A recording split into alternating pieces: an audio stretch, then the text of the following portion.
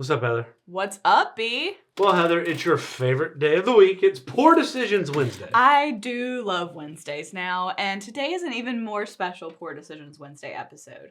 We have a special guest, surprise, who brought our pour for today, Mike. Hi, Mike. And guess how Mike found us? By liking and subscribing and following us on our socials. You know, Instagram, Facebook, X.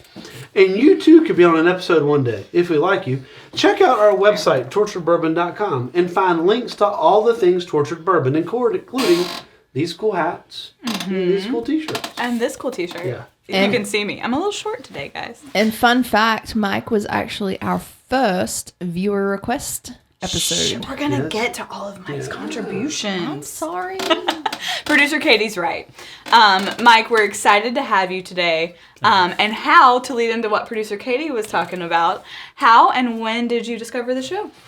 Well, another subscriber of the show shared the YouTube channel in one of our local bourbon groups. His name's Steve. Awesome guy. You've heard us mention him before. And he basically shared and said, go check out a local North Carolina whiskey tube group that is, just trying to get their likes up. And I watched it and off that link, liked it because B told me to, subscribed because B told me to. And it can be scary and pushy, bit. right? It's very intimidating on camera. So that's why I said hand puppets. It's much better.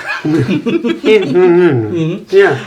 I deal with it. But I've been a fan ever since. Well, that's great. Well, we're glad you're enjoying it. Thank you. You comment a lot, and sometimes, quite frankly, when we're like, should we keep doing this? Well, Mike's watching. So, I'm we gotta keep doing this. In all Mike's seriousness, watching. you've helped drive engagement. And this is not the first time Mike has visited us, but it is his first time on camera. So we're super excited to have you. Yeah. Thank you. So, Mike, what did you bring to share today? I brought Penelope's Toasted Marshmallow Cask Strength, or Barrel Strength. Excuse So me. we're Got a gonna, long I think name. they're the same thing. Yeah, so we're going to kind of put it to the side today because there's three of us on the barrel, and we would not want to block our little Lilliputian over here behind this barrel here. So You're so Three kind. words. Thank you. B likes big words. No, B knows like 3 big words and he likes to use them on rotation. viscosity. Viscosity, Lilliputian, Lilliputian. and what's your third one? Maybe I was being generous. Two words. I know two Anyway. words. B's real smart. I'm reading books. He really is. He's very smart. And that's the nicest thing I'm going to say all day. Yes, probably. That'll be cut. So, Mike, where did you acquire this? Because frankly, I've never seen it on a shelf. I hadn't either. Came up on a Facebook ad one day for one of the national online retailers. Okay. And I was thinking about getting it, but it was a bundle, and I didn't want the other one that was bundled with it. So I reached out to a buddy of mine who's a big-time hunter, and bourbon hunter. And he said, you know what? So, pause really quick on that. Yep. Because that is a recent thing I realized. So, where I'm from, when you say someone's a hunter or a big hunter, it's with guns in the woods wearing camo shooting Bambi. And so Steve, who you referenced earlier, kept mentioning hunting and his hunting buddies and they're hunters. And then you had mentioned a few times, I was like, oh, well, that just must be their hunting buddies, as in the buddies they go out to the woods with that also enjoy drinking bourbon. And then I realized you all meant you were hunting bourbon. Yeah, not Bambi. Yeah. So I was really glad I clarified that recently. They can wear camo if they want. You can. I mean, Hide in the store. That'd be pretty funny if you show up at the store wearing Just get a little strict with the Little rules. strip of the paint on. You might get the cops called. You roll through the bun store, you got a face paint, you're all camoed up. You come out of a blind that you put in the back of your truck. Yeah. Somebody might call. So All right. anyway, I'm glad that my country upbringing, I finally clarified that situation. Yeah. So I'm excited to try it. I am too, because this is not our first rodeo with Penelope. Not even close. No. So if you would like, you could check out some of our previous Penelope episodes. I've linked right above this Angel's Halo here.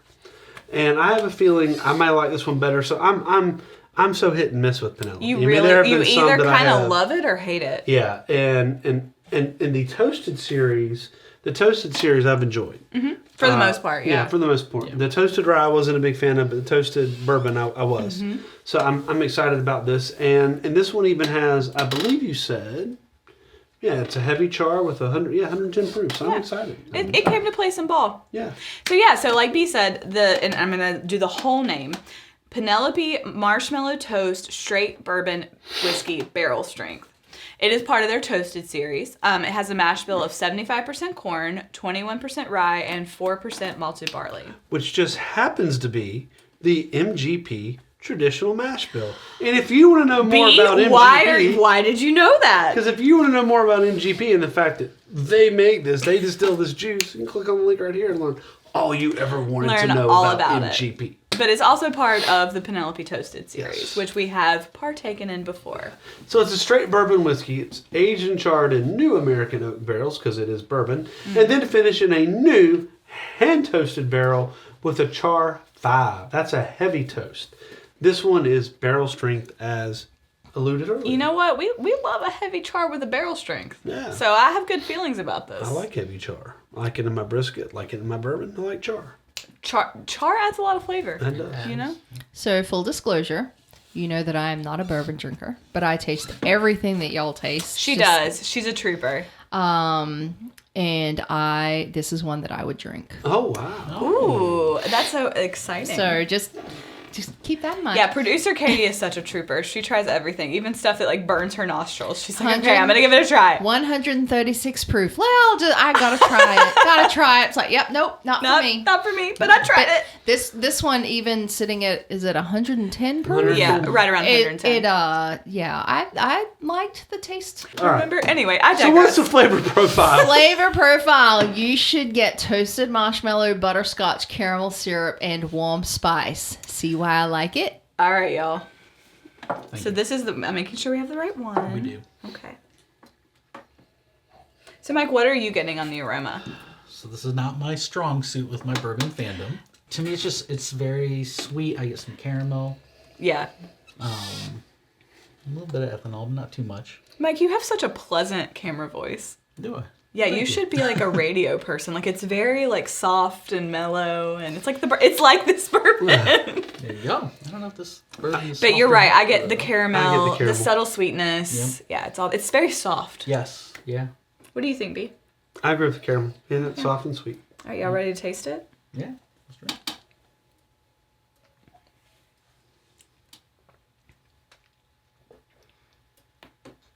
So the taste to me is not quite as mellow as the aroma, Right. It's definitely barrel strength. but the sweetness still comes through. The heavy char comes through. What do you think? Oh, that's good. Yeah, I figured you would like that one. So for me, the first time I tried this, it was missing something, a specific note that I was looking for. Interesting. What was that? I'm gonna see if y'all have it. Let's see if you get it. It's a quiz. Okay, so there was something you were looking for that Yep. isn't there. Yeah, Okay. based on the bottle. And it's a flavor note? To me, it is. Okay. There's no caramel in the taste. But is that it? No. Oh, man. I'll give B a chance. Try looking at the front of the bottle. So you think it's missing the marshmallow? The marshmallow. Yeah. I was It's- worried that was too obvious. But see, it's sweet and it's not there, and that's the reason why I went after that bottle. Huh. I still like it. I think it's a great. Okay, so when you say you're missing, tell me what you wanted to taste. And if you say Or marshmallow, thought you were going to taste. It is 100%. I wanted marshmallow somewhere in that kind of flavor on the palate, even in the finish. I was just searching for that, so I got let down initially on it. So B and I have talked about this before, and because I felt the same way when things were supposed to, because there are more than one thing that have that marshmallow flavor. It says it's going to have that. Sure. We have come to realize that I think it's the char level. So when they say marshmallow, it's that idea of roasting a marshmallow over and charring the heck out of it, and it's black on the outside. Yeah. So it's more akin to that heavy char flavor. Sure. But you're right. When you go to taste it, you're expecting this marshmallowy sweetness, okay, and so it's here, not there. So here's the difference. Not difference. To add what you're saying. Prior to this episode, we have a bottle of that marshmallow bourbon. Oh gosh. But hold on. Yes. But it tastes like s'mores. It does, but it's got stuff added to it to do Right, that. okay. Yeah. It's not a bourbon.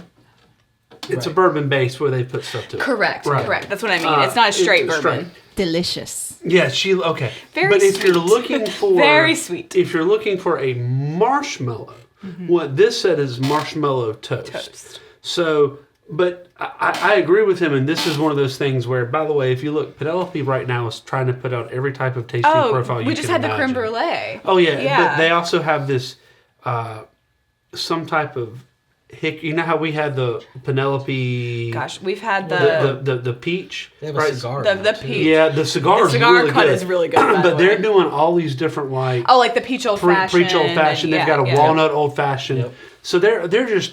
MGP is having fun with their stuff, finishing it and seeing what sticks. Well, and that kind of vibes with Penelope's branding. Right, I get but where I agree with, and I can see why Mike had a moment with it. Look at the label. It says marshmallow toast, but that's not advertising marshmallow toast. No. That looks like marshmallow. Yes. I mean, I'm thinking I'm going to eat going to be a prominent note somewhere. Marshmallow. Correct. That makes total sense. If they had, it's not, and I realize it says toast, but that doesn't look like marshmallow toast to me. It looks like the outside of a marshmallow bag. Yes, exactly. Well, but that's on purpose.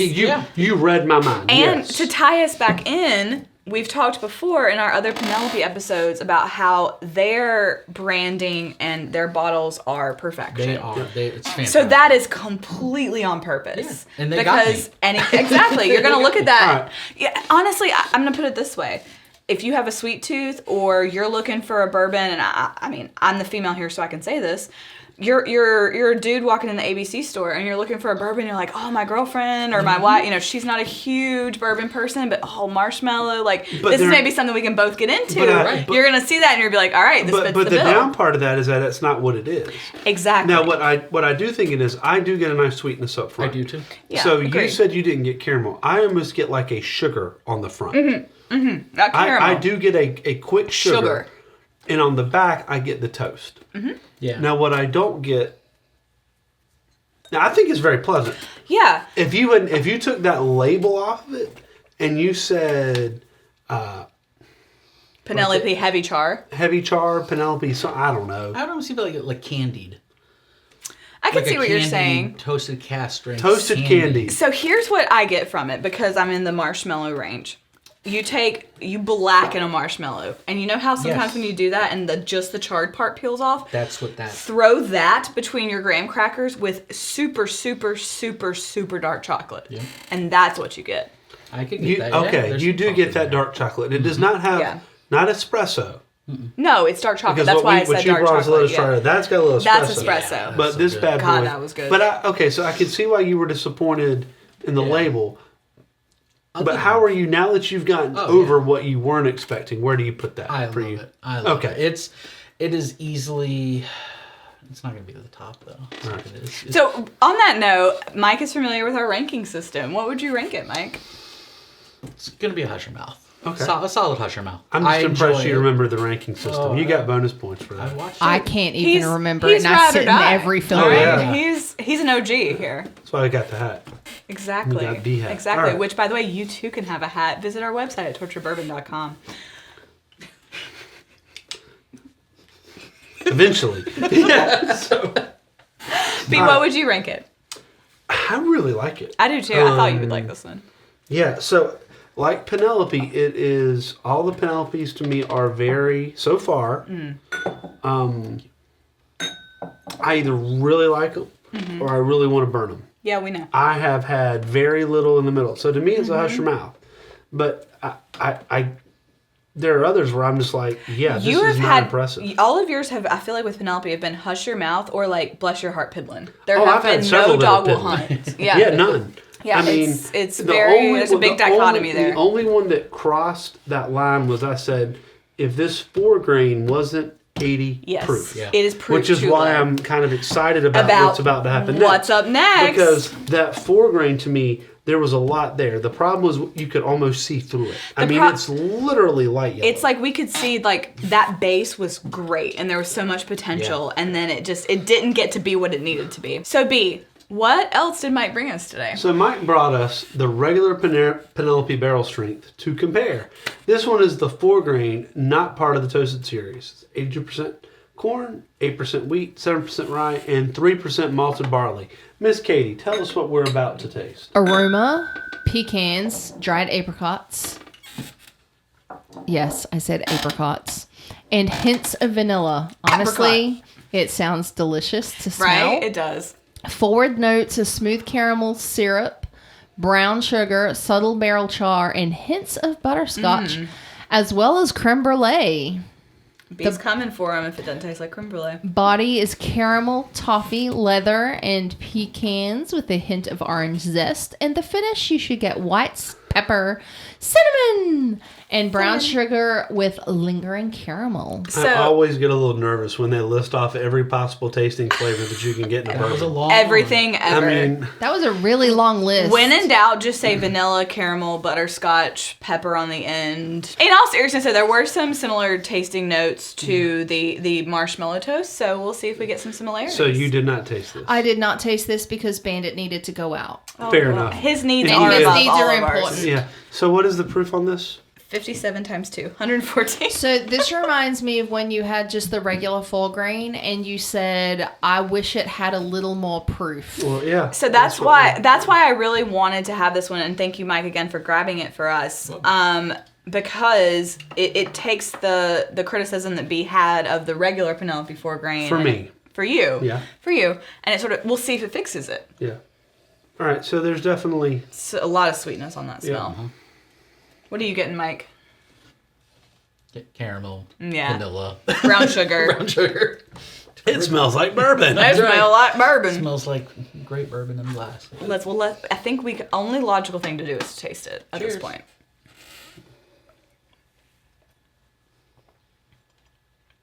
You like that so much better, don't you?